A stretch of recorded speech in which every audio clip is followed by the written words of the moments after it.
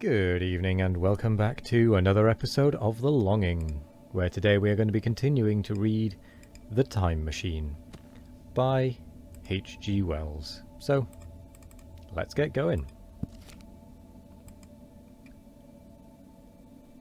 I stopped very gently and sat upon the time machine, looking round. The sky was no longer blue. Northeastward it was inky black, and out of the blackness shone brightly and steadily the pale white stars. Overhead it was a deep Indian red and starless, and southeastward it grew brighter to a glowing scarlet, where, cut by the horizon, lay the huge hull of the sun, red and motionless. The rocks about me were of a harsh reddish colour, and all the trace of life that I could see at first was the intensely green vegetation that covered every projecting point on their southeastern face. It was the same rich green that one sees on forest moss or on the lichen in caves, plants which, like these, grow in a perpetual twilight. The machine was standing on a sloping beach. The sea stretched away to the southwest, to rise into a sharp bright horizon against the wan sky. There were no breakers and no waves, for not a breath of wind was stirring. Only a slight, oily swell rose and fell like a gentle breathing, and showed that the eternal sea was still moving and living. And along the margin, where the water sometimes broke, was a thick incrustation of salt, pink under the lurid sky. There was a sense of oppression in my head, and I noticed that I was breathing very fast. The sensation reminded me of my only experience of mountaineering, and from that I judged the air to be more rarefied than it is now.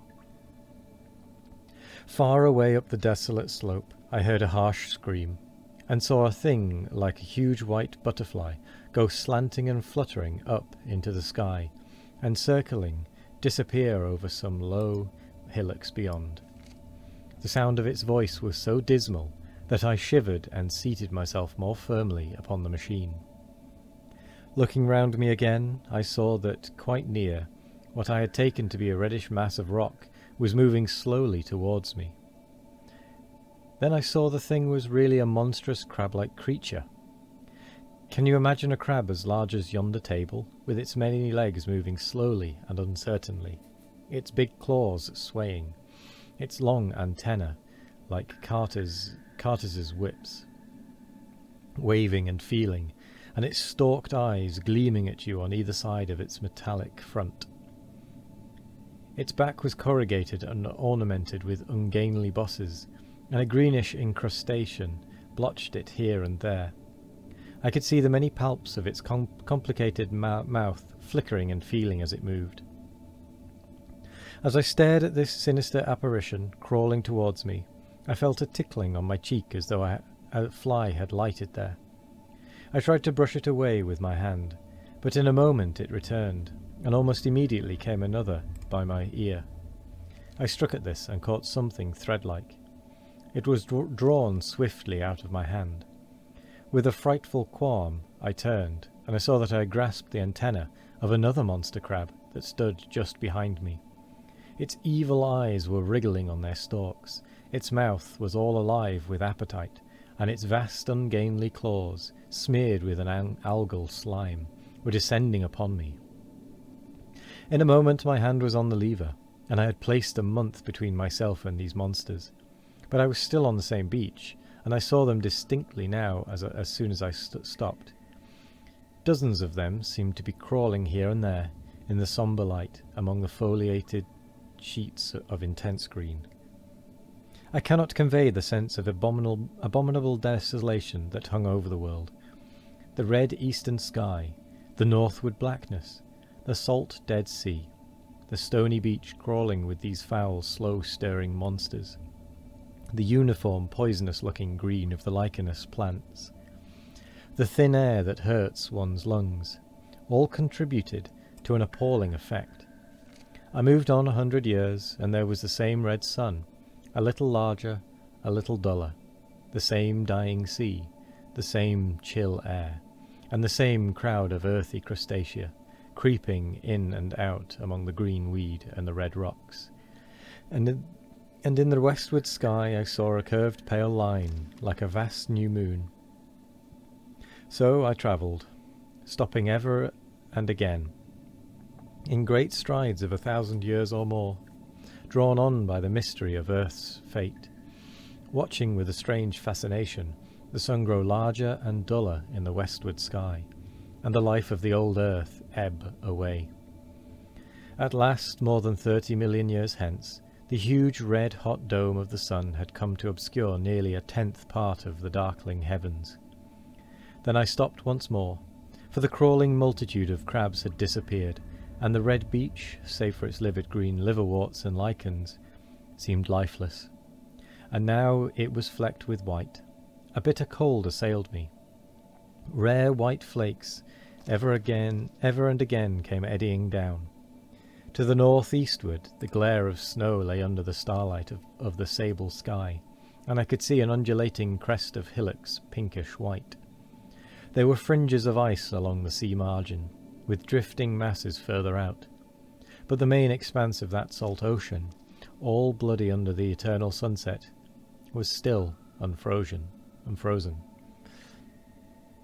I looked about me to see if any traces of animal life remained. A certain indefinable apprehension still kept me in the saddle of the machine, but I saw nothing moving, in the earth, or sky, or sea. The green slime on the rocks alone testified that life was not extinct. A shallow sandbank had appeared in the sea, and the water had receded from the beach. I fancied I saw some black object flopping about upon this bank, but it became motionless as I looked at it, and I judged that my eye had been deceived, and that the black object was merely a rock. The stars in the sky were intensely bright, and seemed to me to twinkle very little. I suddenly noticed that the circular westward outline of the sun had changed, that a concavity, a bay, had appeared in the curve. I saw this grow larger. For a minute, perhaps, I stared aghast at this blackness that was creeping over the day, and then I realized that an eclipse was beginning. Either the moon or the planet Mercury was passing across the sun's disk. Naturally, at first, I took it to be the moon, but there is much to incline me to believe that what I really saw was the transit of an inner planet passing very near to the Earth.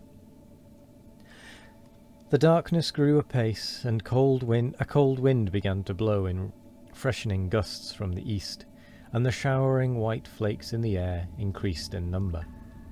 From the edge of the sea came a ripple and whisper. Beyond these lifeless sounds, the world was silent.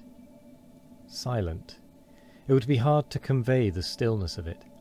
All the sounds of man, the bleating of sheep, the cries of birds, the hum of insects, the stir that makes the background of our lives.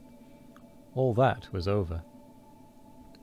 As the darkness thickened, the eddying flakes grew more abundant, dancing before my eyes, and the cold of the air more intense. At last, one by one, swiftly, one after the other, the white peaks of the distant hills vanished into blackness. The breeze rose to a moaning wind. I saw the black central shadow of the eclipse sweeping towards me. In another moment the pale stars alone were visible.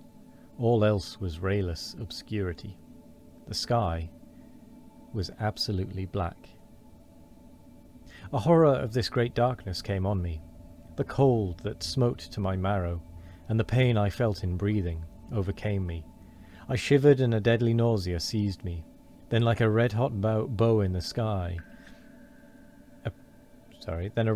Then like a red-hot bow in the sky appeared the edge of the sun. I got off the machine to recover myself. I felt giddy and incapable of facing the return journey. As I stood sick and confused, I saw again the moving thing upon the shoal. There was no mistake now that it was a moving thing, against the red water of the sea. It was a round thing, the size of a football perhaps, or it may be bigger, and tentacles trailed down from it. It seemed black against the weltering blood-red water, and it was hopping fitfully about. Then I felt I was fainting.